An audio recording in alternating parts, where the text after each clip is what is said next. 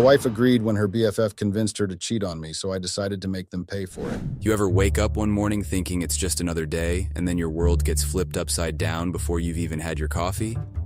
Well, strap in, Reddit, because that's how this mess kicked off. I'm Brandon. No, not the happily married Brandon with the white picket fence and the wife who adores him. That guy got tossed out the window the second I overheard Helen, my wife of 8 years, giggling on the phone with her friend Angela. Now, Angela's this high-powered marketing exec, always dressed to kill, and with a laugh that could curdle milk. She's the type that considers marriage a game and fidelity a suggestion. I never liked her, but Helen? She practically worshipped the ground Angela strutted on. So, there I was, passing by Helen's home office door on my way to the kitchen, and I catch this snippet of their conversation. Brandon doesn't have to know, it's just a bit of fun. You deserve more than his tired, old-fashioned view of marriage. It hit me like a punch to the gut. My Helen, the one who'd stand by me through thick and thin, getting an earful of this garbagey and agreeing with it. I knew I should have given Helen the choice, Angela or me, earlier, but I messed up and here I am now. I felt this cold rage settle in as I stood there, my hand clenched around the doorknob. This wasn't just a casual chat, this was my wife, being egged on by her so-called friend to cheat. To toss everything we had built together in the trash. And the worst part? She was laughing. That sound, it was like she'd completely forgotten who she was. Or maybe I never knew her at all. That's the raw, unfiltered start of my story, folks. No sweet walks down memory lane here. Just the bitter truth of a man who got a wake-up call he never asked for. I scoured through our bank statements, credit cards, phone bills, you name it. I was looking for anything, a clue that Helen was taking these suggestions from Angela to heart. But here's the kicker, folks. There was nothing. Nada. Zilch. Our bank statements were as mundane as they come. Groceries, a charge for a new blender because I broke ours trying to make margaritas, the usual. Phone bills? The most scandalous thing was the overage charge from Helen's mom calling to talk her ear off. I even started checking the mileage on her car. Yeah, I got that desperate. But every time it added up perfectly to her work and back, maybe a little detour to the grocery store or the gym. It was infuriating. It was like I was trying to catch smoke with my bare hands. Hey everyone. Unfortunately, basically everyone who is watching these videos isn't subscribed. It would mean the world to me to quickly get out of the full screen video for 3 seconds and press that subscribe button. It's free, and you can unsubscribe anytime. Sorry for bothering, and thank you so much if you subscribed. Then there was Angela, who was as slippery as an eel. I dropped by Helen's boutique unannounced, hoping to catch them in some illicit planning session, but it was always business as usual. Smiles, chatter about sales targets, and not even a hint of the deception I'd overheard. It made me doubt my own ears. Had I really heard what I thought I did? I felt like I was living in some parallel universe where everything looked exactly the same but was completely different. Here I was, a man who could turn a piece of wood into art, feeling completely powerless against the intangible. Helen was the perfect wife by all accounts, and Angela, the master manipulator, seemed like the supportive best friend. But you know that feeling in your gut? That gnawing, twisting certainty that something's off? It wouldn't let up. It kept me awake at night, staring at the ceiling while Helen slept peacefully beside me. I'd lay there, listening to the rhythm of her breath, wondering if she was dreaming of a life without me. A life Angela had convinced her she deserved. I couldn't shake it. So I kept watching, waiting, because that's what you do when you love someone, right? You hope you're wrong about them even when everything inside of you is screaming that you're not. Hey Reddit, it's Brandon again. When I last left off, I was hanging by a thread, remember? Well, that thread's been fraying like crazy. Every day the same routine. Wake up, watch Helen for any signs, any slip-up, any hint that could prove she wasn't the woman I thought she was. It was eating me alive. I started to lose it, honestly. My workshop, which used to be my sanctuary, started to feel like a prison. I'd stare at a block of wood for hours, chisel in hand, and the patterns I'd usually coax out of the grain just wouldn't come. My clients started asking questions. Is everything all right, Brandon? They'd say. This doesn't look like your best work. And they were right. It wasn't. My buddies would call, ready for a round of beers and some pool, and I'd just ignore the calls. I couldn't face them, couldn't pretend everything was fine while my marriage was dangling over the edge of a cliff. I was the guy who had it all together, but now? I was the guy spying on his wife, doubting her every move, and losing sleep over a conversation that might have meant nothing, or everything. I remember one night, I got up while Helen was still sleeping. I just sat there in the dark, watching the rise and fall of her chest, listening to her breathing. She looked so peaceful, so innocent. I wanted to wake her up, to demand the truth, to end this torment. But I couldn't. I didn't have proof, just this gnawing suspicion that kept whispering in my ear, "She's lying to you." My world narrowed down to this singular focus: find the truth. It wasn't just about whether she was cheating anymore. It was about whether I could trust my own judgment. If I was wrong about her, what else was I wrong about? Myself, my friends, my whole damn life?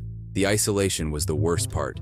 It's like I built this wall around myself, brick by brick, with every doubt and every unanswered question.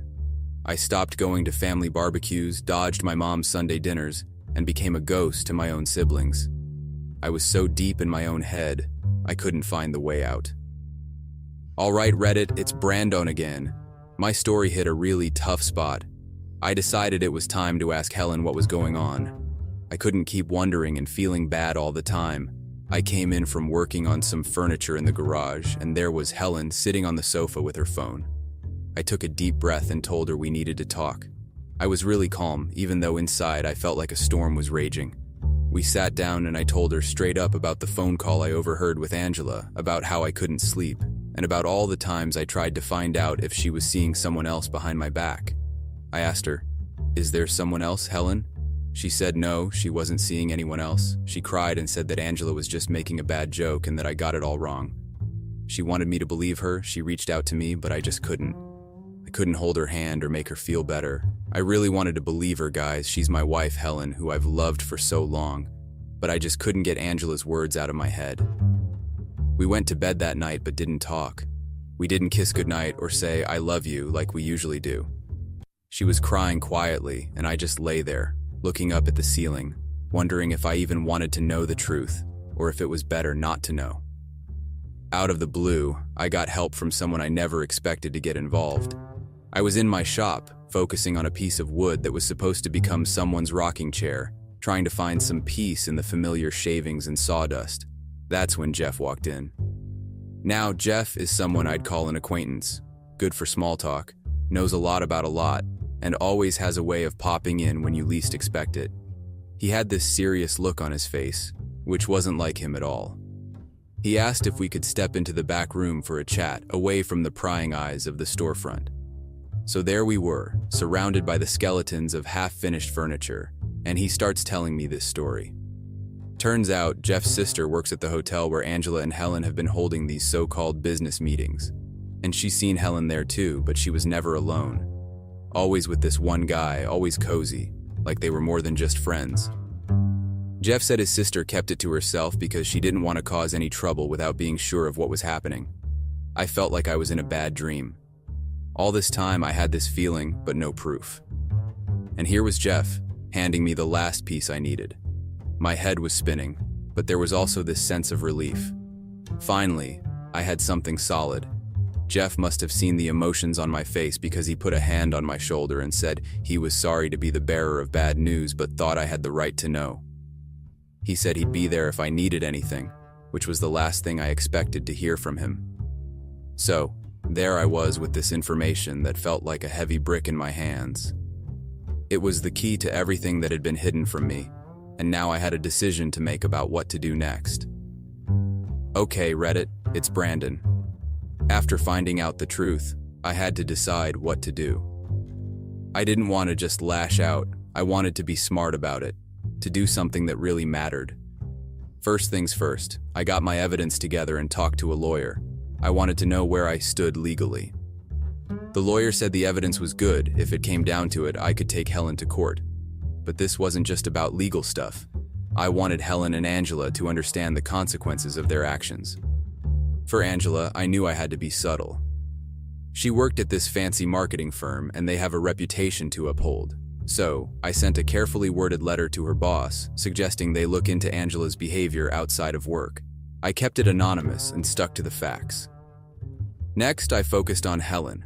I waited until she was out, then I took my most important things and left the house. I didn't make a scene. I just left and went to stay with my brother. I needed some space to clear my head.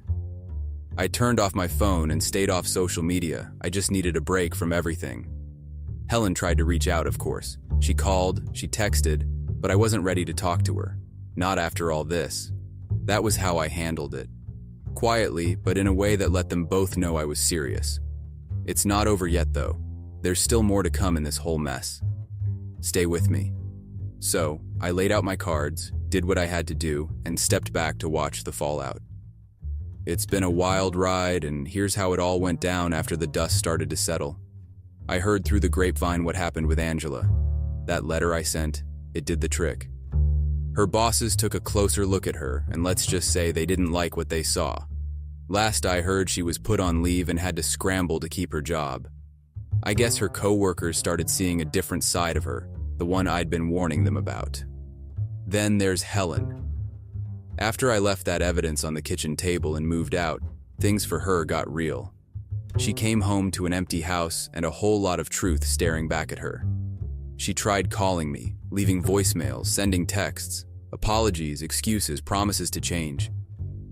But I couldn't just forget everything and go back. Too much had happened. I needed time to think, to be away from all the drama. I found out that Helen's boutique started to suffer without her focus. She lost a couple of big clients, and without Angela to push her into the spotlight, things just weren't the same. It was tough on her, that much was clear, but it was the bed she made. Now, let's talk about me for a second. I did a lot of thinking, a lot of solo drives, a lot of staring at the ocean. I wondered if I went too far, if maybe I should have handled things differently. But then I remembered that feeling, that cold pit in my stomach when I first suspected something was wrong. And I knew I couldn't have just let it slide. I don't take joy in what happened to Angela or Helen. It's not about that. It's about actions and consequences. I had to face mine, and they had to face theirs. I just wish it hadn't come to all this. So, here I am, working in my shop again, finding peace in the grains of wood, in the smell of sawdust. I'm picking up the pieces, but it's a slow process. Every day's a little better, a little clearer. I'm starting to feel like myself again, but there's still a ways to go. That's the aftermath, Reddit. It's messy, it's sad, but it's real. This whole saga, it's taught me a lot about trust, about forgiveness, and about moving on. Thanks everyone for listening. It would mean the world to me if you would subscribe to the channel. Thanks and have a great rest of your day or night. I'll never forget the day my life changed forever. You know, when you were your father's last hope to run his businesses and continue what he had started? I didn't know that my small misstep would cost me everything, including what my father had worked hard for. If someone was once in my situation, what would you have done? How would you have dealt with the greedy and selfish husband? Let me take you over to what happened before the whole ordeal. So I, F30, met this fine gentleman while we were in university. We were studying at University of Johannesburg, UJ, in South Africa. I was doing my third year in business psychology, which was my last year to obtain a bachelor degree. My aim was to get a master's degree on the same course, so I was going to continue studying till I got my qualification. Well, my goal was to start a business coaching company, helping business owners develop their soft skills, such as communication, flexibility, leadership, problem solving, and time management. My husband, M34, was doing his fourth year of diploma in business law. We met at campus. I was in a cafeteria sitting alone going through my books because I had a test coming up, so I needed to focus more in order to pass, which meant I didn't need any distraction. I was revising some questions when Brian came and sat down on the table I was at. He was a clean and handsome guy. His spectacles suited him very well. Though he looked like a snob, he was still handsome. He asked if I needed any help because I looked stressed. And yes, I was stressed. The test was stressing me out, but I had to do what I had to do right. I ignored him for obvious reasons.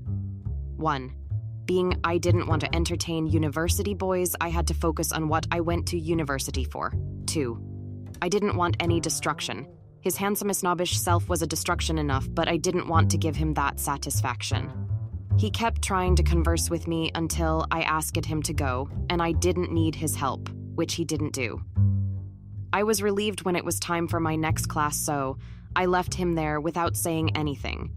He kept coming whenever he was on lunch break or didn't have any class, trying to talk to me and asking me out on an ice cream date. I was charmed by his enthusiasm, but I wouldn't show him. I wanted him to sweat a little. You can't expect a girl who gets everything at home to just jump and say, okay, let's go out for ice cream, right? As much as I got everything at home, my father was a businessman, and my mother was a head of department, Chad, at Spark Randburg High School. I was the only child they had. I admired my parents' relationship. As much as my father was not perfect, but he was an awesome parent. My mom, on the other hand, sigh, was a very strict parent. She always wanted perfection, but nonetheless, she was a great mom. The love they shared was so amazing to a point that I looked at them as my role model. They shared everything, did everything together, but most importantly, they loved each other very much. That's what I wanted when I got married. Okay, enough about my parents, let's go back to my husband. So after the whole month rejecting him and him not giving up, I eventually agreed and went out with him. We started getting along from there. As snobbish as he looked, but he was funny and had the brains. We started off as friends. We would go out a lot, trying out new restaurants. He was from a big township called Davidon. As time went by, we got closer each and every time we spent time together. He lived in one of the student apartments in Auckland Park, which was not far from our campus. I loved spending time with him. I would miss him when he was not around, or if I didn't talk to him for a day. I think I fell in love with it. Or didn't I? He became my best friend. We shared almost everything. During December holidays, he was supposed to go home in Davidton, but he didn't, since he took holiday jobs to cover his studies and send money home. He came from a financially stretched home, which made it his responsibility to take care of his family and his study fees. He had 3 younger siblings who depended on him and a mother who was an alcoholic. As much as his background was not good compared to where I was coming from, I fell in love with him. I used to go to his workplace to bring him lunch. He took a job as a bartender at one of the busiest nightclubs during weekends. He used to do night shifts because it would be busy at night, plus it was a festive season. And worked as a waiter during the weekdays when he didn't have classes. I loved the way he was dedicated and tried everything for his family and himself. I remember it was the 16th of December, which was a public holiday. He invited me to his home to meet his siblings and mother. I admired the relationship he had with his siblings. He had that fatherly love and warmth. His mother was a very kind and welcoming woman, but her alcoholic behavior was a problem. I asked him what had happened to their father, and I saw sadness and sorrow in his eyes, so I didn't ask anything further. All I wanted to do was to love him and his family despite their background. My mother once asked if I had a boyfriend because I was going out a lot, even on holidays. Well, I used to spend holidays with my family or visit my father's hometown called Greytown in KwaZulu-Natal. I was not ready to get lectures from my mother, so I denied having a boyfriend and told her that I was going out with friends. Brian was the only person I enjoyed spending time the most with. My childhood friends would complain, saying that I have changed and they felt like I had ditched them for a dude I met at campus. Well, my friends were snobs and discriminative. I told them about my relationship with Brian, but they didn't approve of it because he came from a background with a low standard of living. I hate people who judge others by their background while they don't even know their own background. They just know their parents and their big homes. My father taught me to embrace where I was coming and never judge or look down on other people despite where they were coming from. So hearing my friends talk low of my boyfriend as if he was not trying to better his life changed our friendship, which made me spend more time with Brian than with them. My father always reminded me the importance of family, knowing your roots and respect, which was why he made it his mission to take me to his hometown, to know about his roots, which are mine also. As strict as my mother was, I was glad she was not like my friends' mothers. I liked them, but they were too big for their own shoes. They forgot the importance of humanity and respect for others just because they were married to people who had money. I won't say they were rich, but they were affording. My mother was also from Greytown. Her and my father were high school sweethearts. Cute, right? The people I called friends used to say Brian was just with me. Because of my parents' money and he didn't love me, he was just using me to gain something. After they had said that, I completely ended the friendship because it was fake. So the only person who became my friend was my boyfriend. Brian and I dated for 2 years. He had finished with his studies and graduated. I was so proud of him. I introduced him to my parents a year after we had started dating. My father welcomed him, but my mother was a little suspicious of him, though she tried by all means to hide it. My mother gave me a lecture on how I should not trust Johannesburg boys. When we start being intimate, we should use protection because she didn't want unplanned pregnancies and the boy would run. She was so caught up in what everyone was saying about Johannesburg boys and its city. She said Johannesburg was only a city for opportunities, not to find a soulmate because life was too fast, especially for the ones who came from the villages. I understood her, but I was not going to fear that Brian would change me someday or leave me for another person. Would he? He was not perfect for everyone, but he was for me. I mean, he was my man after all, so I didn't need anyone's validation to see that he was perfect for me. He got an opportunity to be a legal intern at Total Energies Marketing South Africa, Pty Ltd, which was based in Johannesburg, CBD. Brian and I started talking about building our own family. He is also a Zulu native, so he understood the procedure of taking a Zulu girl. He had big dreams for our future, his family's future. I don't know what went wrong with him. We were so much in love and nothing would get in between us. That time I was doing my 5th year, working towards getting my master's degree in business psychology. My father introduced me to his business associates who needed some advice and wanted to venture into other businesses, which I gladly accepted because it would help me gain connections and experience. My father had a logistic company that he started after he had bought a farm back at home. He already had livestock that he had inherited from my late grandfather. With his Bachelor of Science in Agriculture, it came in handy when he bought a farm and increased the number of his father's livestock. Village people used to buy his cows whenever they were to host ceremonies until this one time when his livestock almost got stolen. He decided to buy the farm, not only for his livestock's safety, but to also expand his business. He started by getting orders from supermarkets around Greytown to deliver fresh fruits and vegetables. His fruits and vegetables demands got high. Then he decided to buy a truck that would transport the goods to retail markets. That was when his business expanded to other cities, later got orders outside the province. I remember all this because he used to take me to the farm and taught me the importance of working hard for your own wealth. My father was my inspirer. I remember when his business was not doing well. His accountant or financial advisor had stolen a lot of money and didn't pay taxes, so the South African Revenue Services, SARS, wanted to shut down his businesses until he had paid the money he owed. My father was so devastated because the guy had gone AWOL. He went through a depression phase because of the pressure he was getting from SARS. I thought I was losing my father that time. He had resorted to alcohol and started shouting at my mother for no reason whenever he was drunk. The sour home situation went on until my uncle, who was a lawyer, helped him with the case and found him a business therapist, who then helped him get over the depressing phase he was going through. A couple of months later, the person who had stolen money from my father was found and got arrested. That was when I got in love with business psychology studies. I wanted to help business people who were going through what my father went through. I saw how my father was when his business was in jeopardy of being closed down and how depressed he was. It didn't only affect him, but it also affected us as the whole family, including the family that stayed in the village. I never wanted to see any business owner struggling or going through something like what my father went through. I didn't want to see businesses being shut down because of selfish and greedy people like that financial manager he had. I was so determined to make my father proud, even if it was the last thing to do. So I studied hard to achieve my goals. 7 years of studying business psychology was no child's play, but it was worth it. I had a very patient and supportive partner. We dated for the full 7 years, but he had paid for my bride price, which is called lobola in our culture.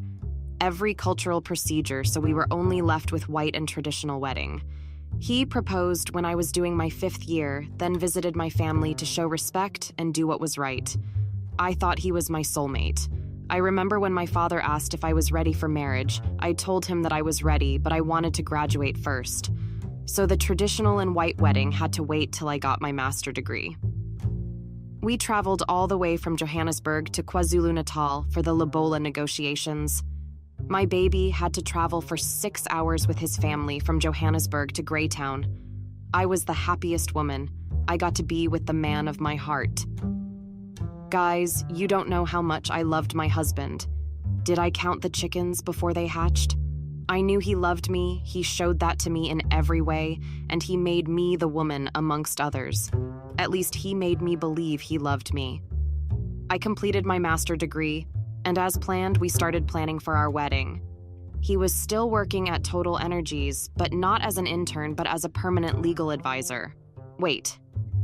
Before I tell you about our wedding plans, on my last year in university and during my exams, I received a call from some lady, name withheld for personal reasons, saying that I should tell my fiancé to be a responsible parent or she would bring their child to live with me since I was the stepmother. I couldn't get angry at my husband for something the woman had said, so I had to ask him first. That time we had bought a small house, enough for us. Well, more like he bought a house because he believed that when a man had paid the bride price to the bride's family, he should have his house where he would stay with his fiancé or wife. In Zulu culture, once the bride price or lobola has been paid to your family, as the bride you are no longer allowed to stay at home but at your house, since it has always been said that the man without his missing rib is no man, just like Adam was lonely without Eve. When he came back from work, I had prepared his favorite meal, which was steamed bread and sugar beans, which was, and still is, a Zulu's traditional dish along with cow's head, also known as inhloko. I even went as far as preparing him bathing water, imagine. So he came back earlier that day. It was like he knew what I had planned. We had our dinner over a small conversation. I didn't want to make him see that I knew about his child. I then randomly asked if he was to hear that I had an affair outside our relationship and got a child, but gave up the child, and he found out from someone else. What would he do? Which was something that was not going to happen, or most females with a good mindset would do, no matter what the struggle was. After my question, he looked at me and asked if there was something I wanted to tell him that he didn't know. He kept dodging my question by asking me other questions. Surely he thought I was the one with a secret. If I had gotten pregnant outside our relationship, how would I have hidden the tummy because we had been living together since he went home to pay for my bride price? It's impossible and insane, right? I told him that I had no secrets and I was just trying to make a conversation. He got so angry that night and told me that if he were to find out that I had cheated, he would do something really bad to a point that I would curse the day we met. I was so confused and surprised by his outburst, which meant that he had a secret. I let that slide, not because I was a fool or something, but I was protecting my peace in order to stay focused at least until my exams end. Since that night, he would come back home very late, saying he was busy at work, but I knew that his knockoff time was 16 euro. He avoided me for the whole week. I didn't care less because I was also swamped with exams, so I didn't need his childish behavior to distract me. After I had finished my final exams, he said we should start with wedding preparations because there was no time to waste anymore, since we had wasted more time waiting for me to complete my studies. He wanted us to get married before my graduation, which I declined, and told him that we would start wedding preparations after my graduation, which obviously made him angry and impatient. Was I wrong or selfish to ask him to wait for my graduation before wedding planning? I got confused by the sudden rush, because he even suggested that we should go to court or home affairs and get married there, since I wanted to wait for my graduation before planning a big wedding. I didn't know what was going on with him, but whatever it was, raised some red flags in our relationship. I didn't tell anyone, not even my father, that my fiancé had changed on me. In our culture, it is believed that a woman builds her home and makes sure that she stays. Even if the steel is hot, you have to be patient and bear with your husband or fiancé. I kept everything on my chest, and because I loved him, I agreed to go to court with him just to get a wedding certificate. Mind you, I didn't even tell my parents about that plan, but I believed in my husband, so I agreed. We got married in a community of property. I know what was foolish of me, but it was what I thought was good for me and my husband to have a joint marriage. Few months after our secret wedding, I graduated. I was so happy that I had reached the destination that I had always wanted to reach. I didn't care about finding a job because my goal was to open my own practice in which I would get the help from my father. He introduced me to his business associates and those who had ideas of starting businesses to coach them. It had always been my dream to make my parents proud and see me graduate, especially my father, and I fulfilled that wish. Time passed. My father's connections helped me a lot to get on my feet. My husband and I were on good terms, no more fights or grumpiness. We were the couple that fell in love in university. We were happy again, and I still had kept the girls' call a secret. We started with our wedding planning. He didn't want us to hire a wedding planner, he said.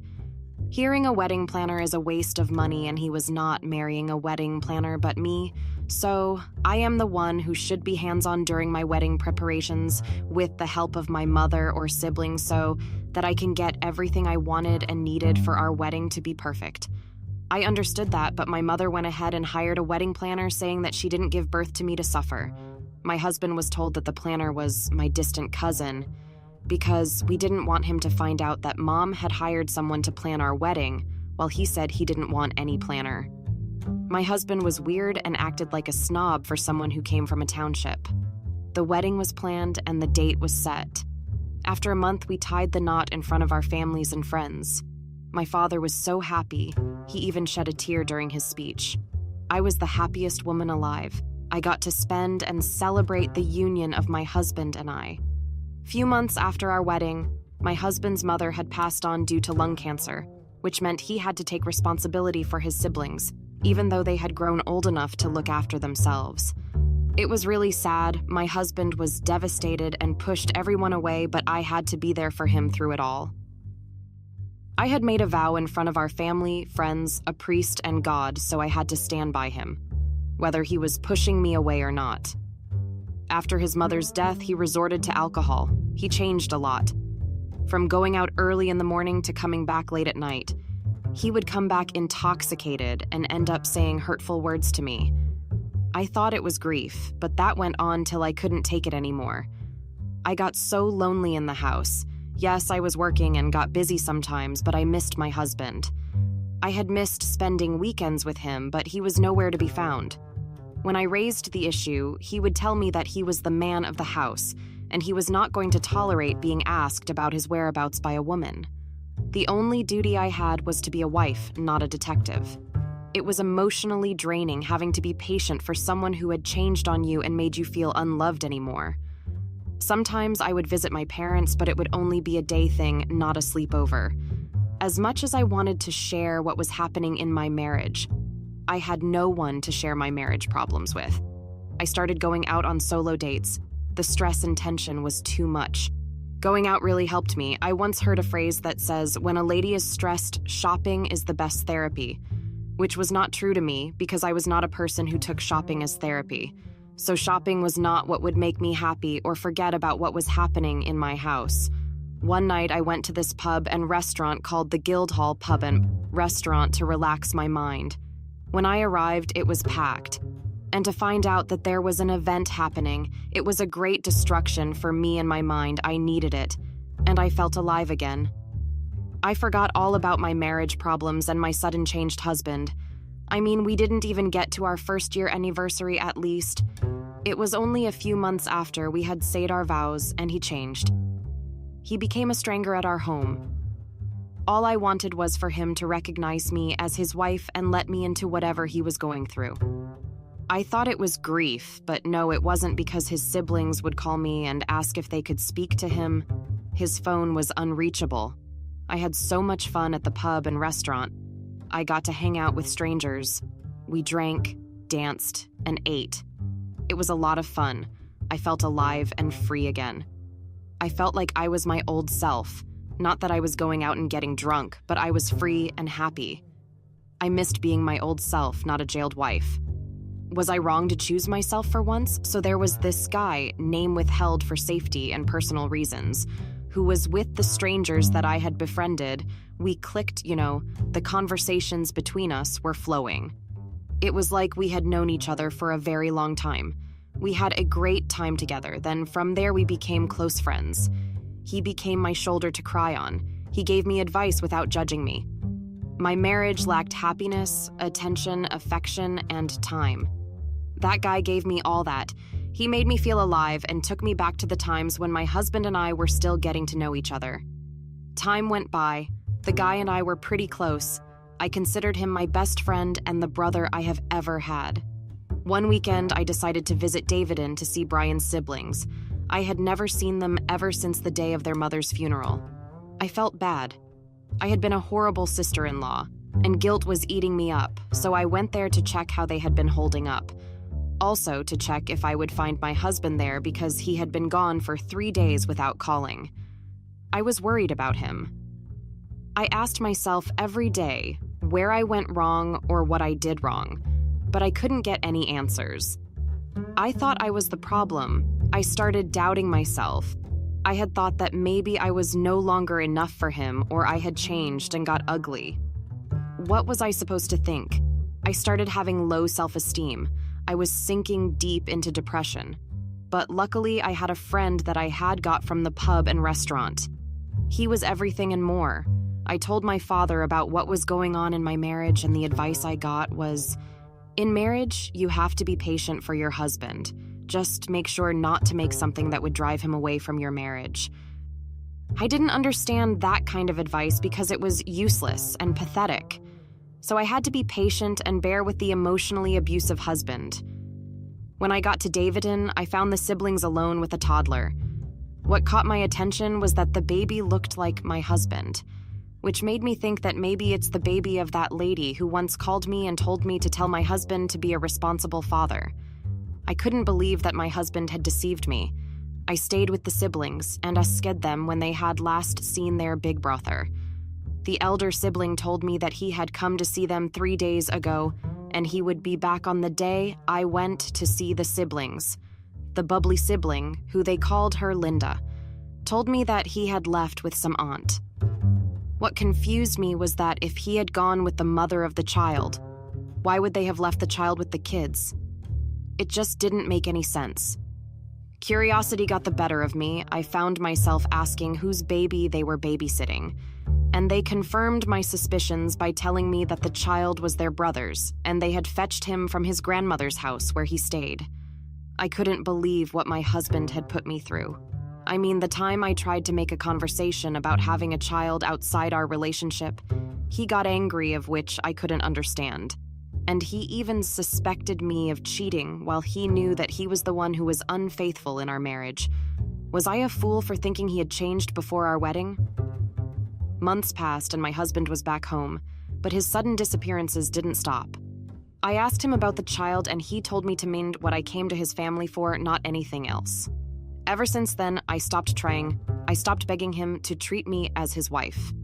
I tried going back home, but the stupid husband of mine called a family meeting on me. So my parents told me to go back to my house because there was no wife who lives at home, and went back to her parents. By doing that, I would be opening the door for other women to take over my home. God knows how tired I was. I wanted to divorce him, but then I thought about my assets that I had worked hard for. He would get 50% of what I had owned, and besides, my stupid heart still loved and longed for him. I had hope that he would change. I continued going out with my best friend. I was drinking a lot. Then I went to work. My father found out about my changed behavior. He got me help. He was so disappointed in me, and I didn't blame him. One day, I was bored and needed some distraction, so I went to my friend's house. I knew he would make me feel better. I mean, he was my best friend, right? As we were chilling, he started confessing his feelings for me, which shocked me because I took him as my best friend, brother. I couldn't understand his sudden developed feelings. I rejected him and told him that I was married and he was my best friend.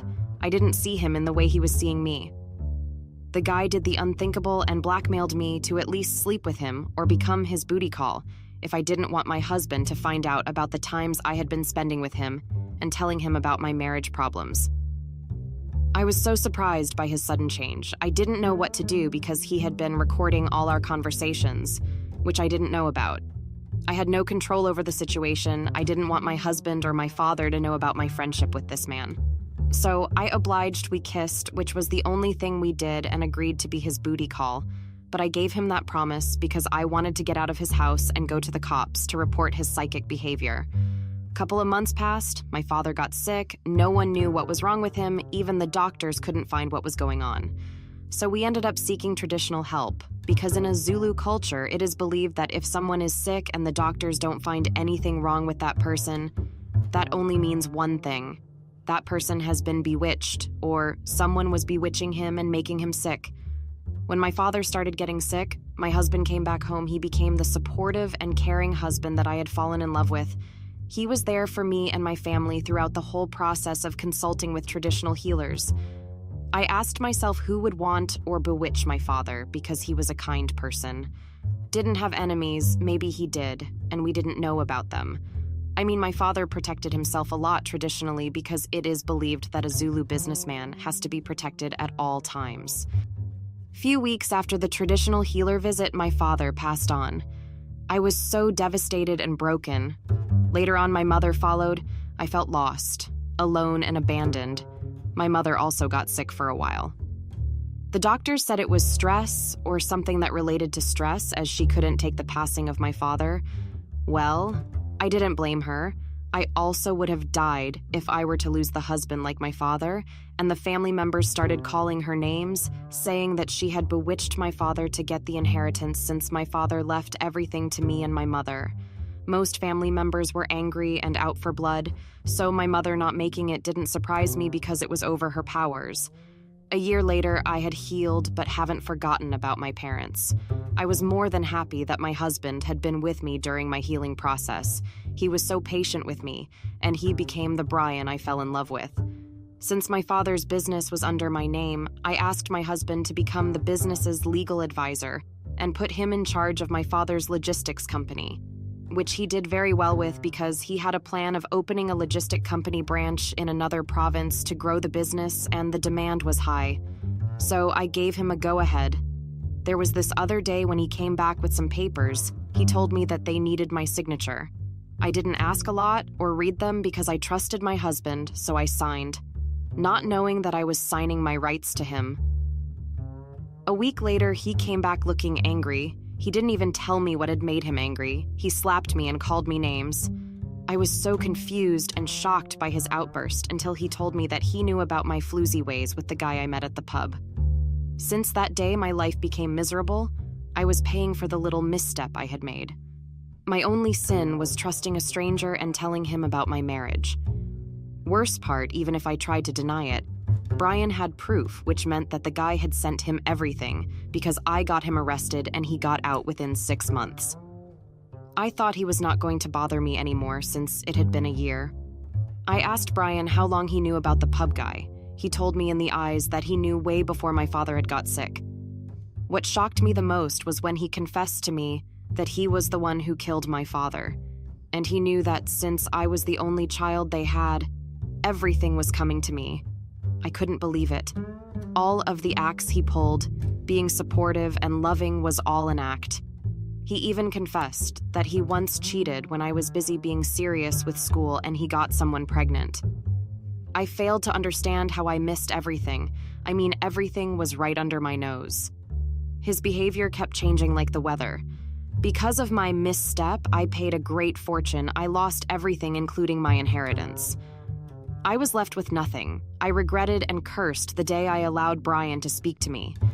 Life changed so much that I found myself going back to Greytown to stay with my mother's family.